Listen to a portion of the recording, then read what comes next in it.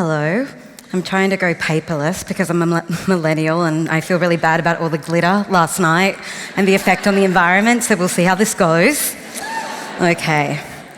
So my name is Nakkiah Lui. It's Nakkiah Lui, Hope Lui. Nakkiah Lui means special one who is grandmother's daughter.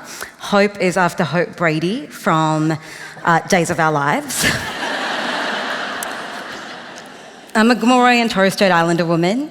I am a black woman. I am a queer woman. I am a colonised woman. I am a decolonising woman. I am a feminist woman.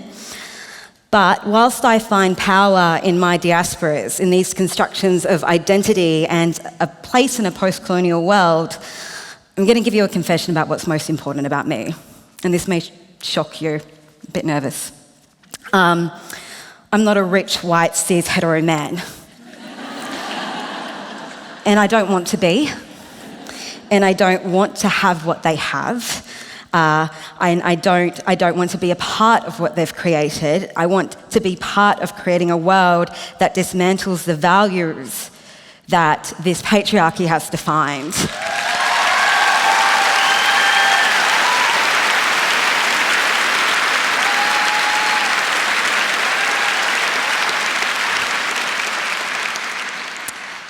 Because that's what we all have in common, right? And that to me is, well, I don't know if it's the fourth wave of feminism. I'm not that clever, and I don't know what the fourth wave of feminism is. I think the strength is in our chaos and that our differences unite us. But I will put up to me the picture of a woman who epitomizes the new wave of feminism that we live in. And that's my mother. She's probably really angry at me. She's sitting over there. My mum has only recently identified as a feminist in the last couple of years. It wasn't that she wasn't ever a feminist. It was just something, I guess, she felt that she wasn't able to identify as, but can now, and I wonder what has changed. My mum grew up in a tent on the outskirts of town because my grandfather got given dog tags to say he was an honorary white man. They couldn't live on the mission. My mum got told to leave school in Year 10 because it wasn't the done thing for Aboriginal people to go on to Year 11 and 12. She still managed to get a tertiary education. She was a healthcare worker, a nurse. She worked with Aboriginal women.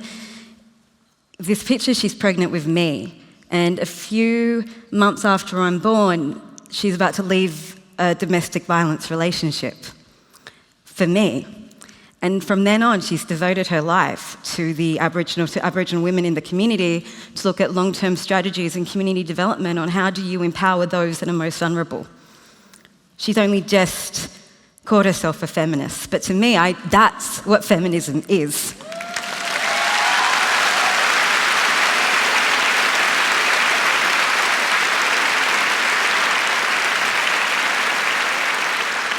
So, we all know all inequalities are connected and privilege is thinking something isn't an issue because it's not an issue to you. That's why we're all in this room. It's also cultural colonisation is not just the dictation of values and what marginalise us, it's the dictation of what we look at as success. We can only dismantle archaic value systems and power structures through changing conversations. We need to create equality, not replicate its privilege. When we talk about women, we need to question what women we are referring to. We aren't referring to all women, we're referring to white women because that's the closest to the status quo. Silence empowers the oppressor. We can't let privilege be invisible to the people who have it. To have the privilege of just being a woman means that your gender equality is biased to race. What we all need to understand and be ready to realise is that our political identity is not about having as much as those who have the most. It's about disrupting and dismantling power. Our feminism isn't limited to the rights of women. The same supremacy that devalues women is the same supremacy that devalues so many lives around this world. Just from my perspective as an Aboriginal woman, yes, we have many more female politicians in power, but my grandmother was forced into Aboriginal housing in Western Sydney where she eventually fell through a floor and died because they wouldn't fix it, the Housing Commission, and that was less than 10 years ago. Yes, how amazing it is that there are these white feminist academics that I idolise and I get to meet now, but my mother grew up in a tent by the river. And how great was it to have women's lib, but during the 60s and 70s, Aboriginal women were still forcibly being sterilised. Yes, how amazing it is to have the blog Advanced Style. I just love it. I want to give it a shout out. But my grandmother wore terry cloth robes and obsessed about cleaning the house every morning. That's my memories of her cleaning the house because she was still afraid that even her grandchildren would be taken. How great is it that me and my best friend, Miranda Tapsell, get to be in vogue, but unfortunately we're still the exception of the rule. Aboriginal women are still, a conservative estimate, 45 times more likely to be victims of domestic violence. Last year, an Aboriginal woman was mauled to death by dogs, and that didn't even make the news.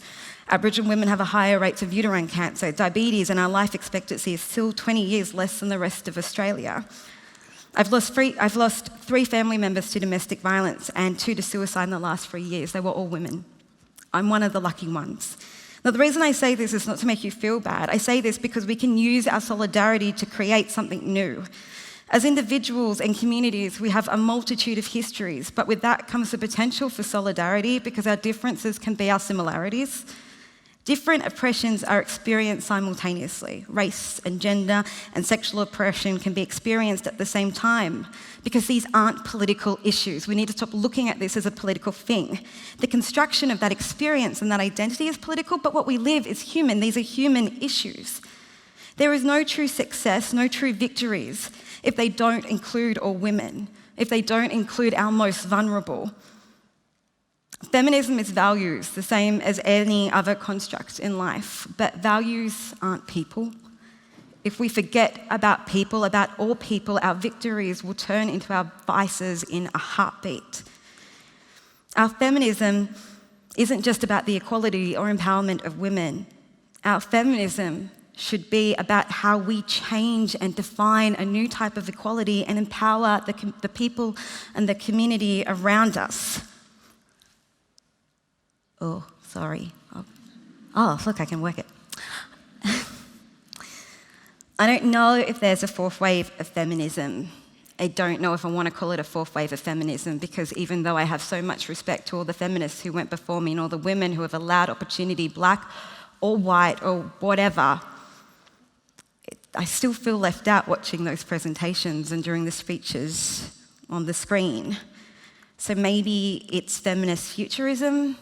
Maybe it's female resistance.